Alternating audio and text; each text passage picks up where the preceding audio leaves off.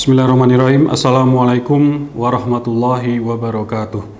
Sebagian besar masyarakat kita cukup kaget, bahkan kemudian galau melihat masa depan politik Indonesia pasca deklarasi duet Anies Baswedan dan Cak Muhaimin Iskandar sebagai Capres dan Cawapres pada awal September lalu di Surabaya. Ada yang mengatakan setelah itu dunia politik gonjang-ganjing. Ada pula yang mengatakan telah terjadi gempa bumi politik, plot twist, dan lain sebagainya. Ada kesan kuat dunia politik kita jadi ruwet atau semerawut. Makin membingungkan, itu kata mereka. Kami berpendapat lain, justru makin terang benderang, sejelas siang bolong di musim kemarau yang kebetulan tidak berawan. Arah politik jadi jelas tanpa ambiguitas dan menjadi sepenuhnya transparan. Mungkin banyak yang tidak sadar bahwa ada dua tokoh asuhan oligarki yang telah membuat persekongkolan dengan meluncurkan pencalonan presiden dan wakil presiden, yaitu pasangan Anies Baswedan dan Muhaimin Iskandar. Kami khawatir dua tokoh ini sedang mengatur proses pembusukan agar Anies dan Muhaimin bisa dibenamkan dalam rawa-rawa politik yang kotor dan berbau tidak sedap. Duet Anies Muhaimin perlu dilenyapkan dalam percaturan Pilpres 2024. Inilah target mereka yang sesungguhnya.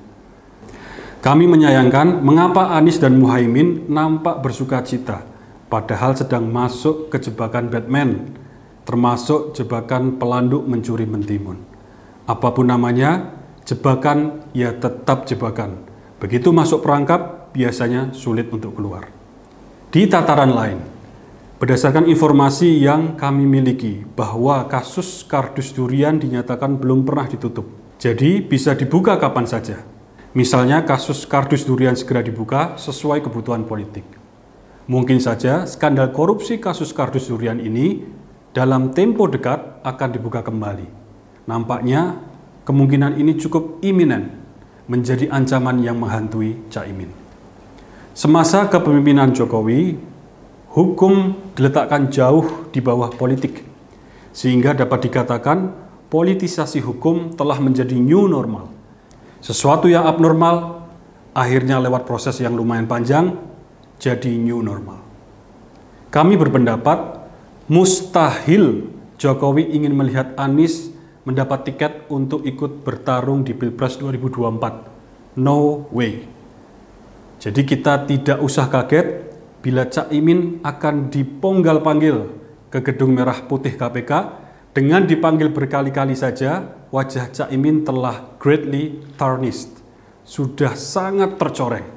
Apalagi bila sampai dijadikan tersangka dan kemudian terdakwa yang berpotensi menggagalkan pencapresan Anies Baswedan.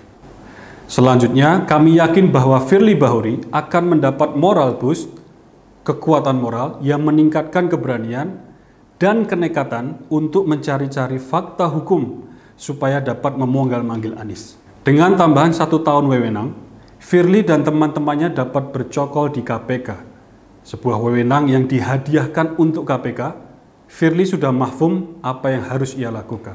Ada kemungkinan juga kasus Formula E dibedah lagi, dicari-cari sampai harus ketemu agar wajah politik Anies menjadi hitam kelabu, agar political image Anies bisa rusak berat. Sementara itu, ada fenomena yang khas Indonesia, yaitu para calon presiden yang akan mengadu nasib pada Pilpres 2024 menyatakan hal yang sama. Kira-kira, saya berani nyapres asal Presiden Jokowi merestui. Ini menggelikan, tapi nyata. Kiranya bisa difahami bila lantas disimpulkan, memang saya presiden top, gak usah pakai markotop. Ya. Semua orang menganggap saya sebagai Tuhan-Tuhanan. Lantas merasa sedang berada di top of the world, seperti lagunya The Carpenters beberapa puluh tahun yang lalu. Sebagian lagu itu berbunyi, "Everything I want the world to be is now coming through, especially for me." Ada satu proyek Jokowi yang cukup gegabah, yang mungkin tidak terpantau oleh sebagian besar anak bangsa, yaitu telah disepakati antara Indonesia dengan Korea Selatan bulan Juli yang lalu akan dibangun terowongan di bawah laut yang menghubungkan Balikpapan dengan ibu kota baru IKN. Artinya akan ada utang luar negeri baru entah berapa miliar dolar, dan dipastikan tingkat kesulitan terowongan itu berlipat-lipat dibandingkan dengan kereta api cepat Jakarta-Bandung yang bertahun-tahun tidak selesai. Biaya terus membengkak dan berbagai hal yang memalukan lainnya. Yang penting sekarang bagaimana kekuatan bangsa ini yang mendambakan perubahan ingin membuat lembaran baru untuk Indonesia yang lebih adil, jauh dari kezaliman, yang betul-betul melaksanakan Pancasila, UUD 45, menjunjung Bhinneka Tunggal Ika. Ini caranya bagaimana?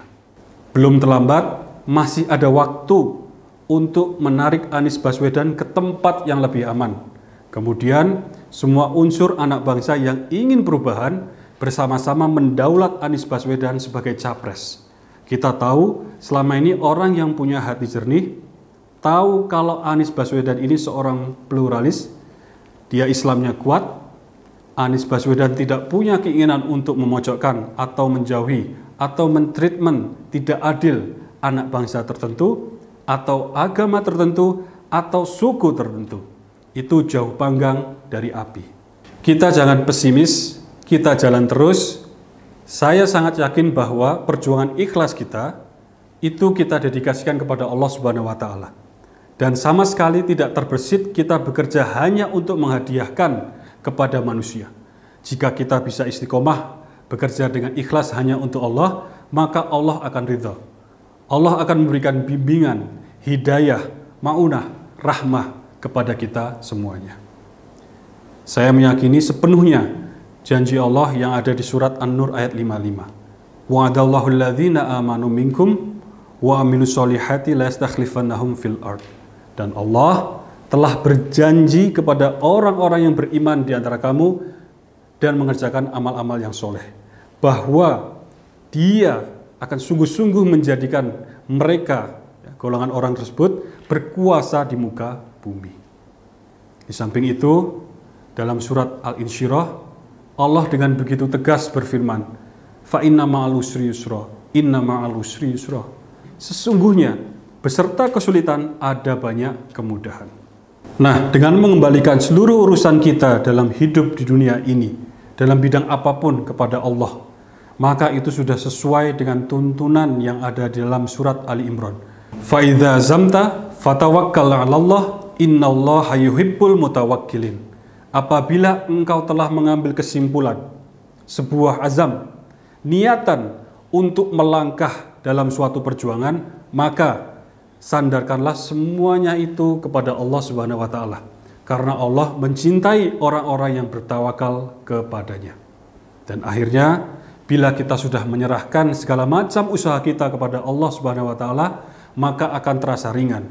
Yang berat menjadi ringan, yang susah menjadi mudah, yang ruwet menjadi terurai. Sekian dari saya. Allahu Akbar, Allahu Akbar, Allahu Akbar. Merdeka! Assalamualaikum warahmatullahi wabarakatuh.